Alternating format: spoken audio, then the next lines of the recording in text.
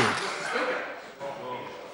I call Ian Lees-Galloway. Very much, Mr. Speaker. I was expecting another National Party MP to get up and tell us why this is such a wonderful bill, but they've given up. They've completely given up. We've exhausted them, and they've realised that they've got nothing positive left to add to the debate tonight because they know that they're on the wrong side of this debate, and they know that the public have found them out. Sir, this bill, Mr. Speaker, the Border Processing Arrivals and Departure Tax Bill is a metaphor for this budget and this government. First of all, sir, it is nothing more than smoke and mirrors because the government has been telling us all night that this is somehow going to raise more money for biosecurity, and the money raised is going to be applied to biosecurity, and we're going to have a wonderful new, more robust biosecurity system because of the money raised from this. But that's not true at all.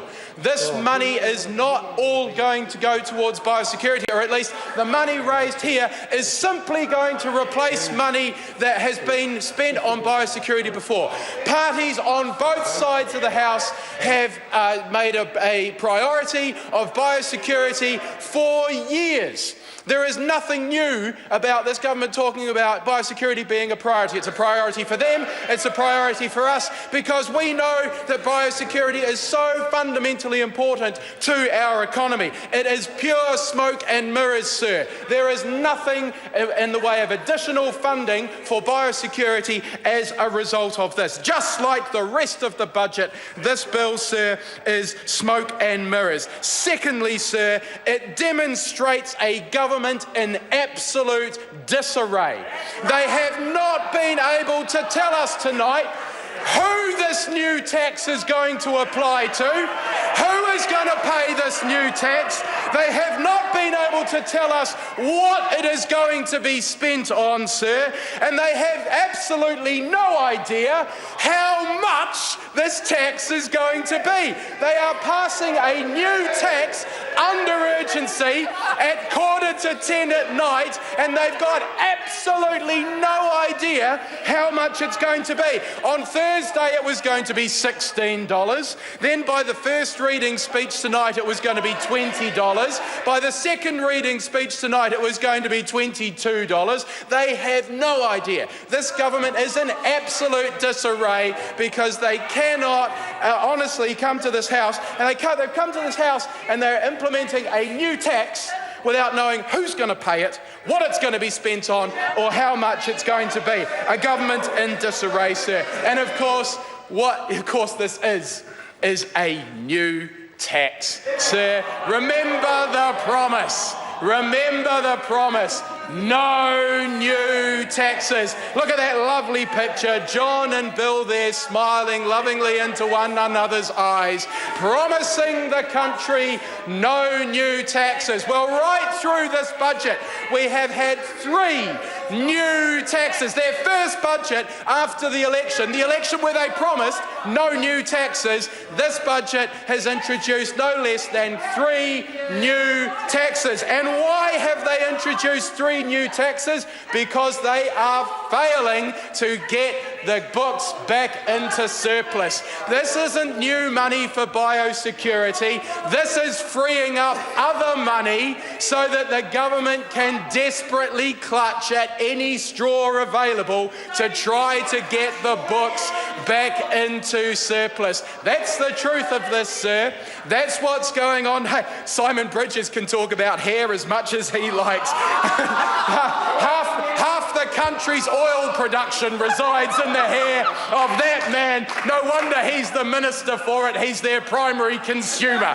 Sir, this is a new tax, and the reason we've got this bevy of new taxes from... he doesn't... Point of order. The Honourable Simon Bridges. I take personal offence to those comments. I've been getting a lot of good comments about this new hairdo.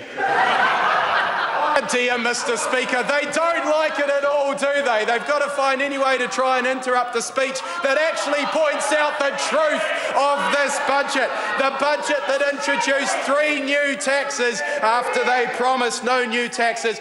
Any little way they can find to squeak the numbers back into surplus. The surplus that we've got to wait till next year, just like we had to wait until last year, Mr. Speaker. This bill is a broken promise. Just like the rest of this budget, this bill, sir, is a broken promise, and it's a sneaky new tax, which is what this budget is all about. And New Zealanders have seen through it. New Zealanders have absolutely seen through this government.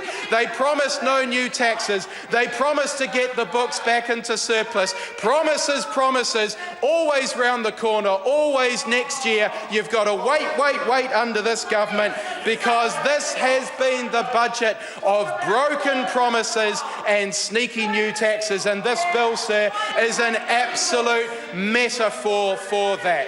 Sir, this government is in absolute disarray. It's had 7 long years to get the books back into surplus. Sir, it was 9 surpluses on this side of the House and none, not one on that side of the House.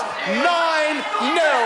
9-0. That's the truth of it. That's the truth of it. And the people of New Zealand are coming to understand that when it comes to economic management, you can't trust the National Party to run the government books back into surplus. You can't trust the National Party on their election promises, because they'll promise one thing, they'll promise no new taxes, and then they'll introduce 3, just like they promised not to put GST up, and they put GST up. No one can trust that government anymore. No one can trust that government, and this bill is just a metaphor for the whole thing. Sir, of course we're opposing this bill. We're opposing the whole budget because it is a broken promise to the people of New Zealand, and they can see through it, sir. And this is step 1 towards the end of this government and a Labour-led government after 2017.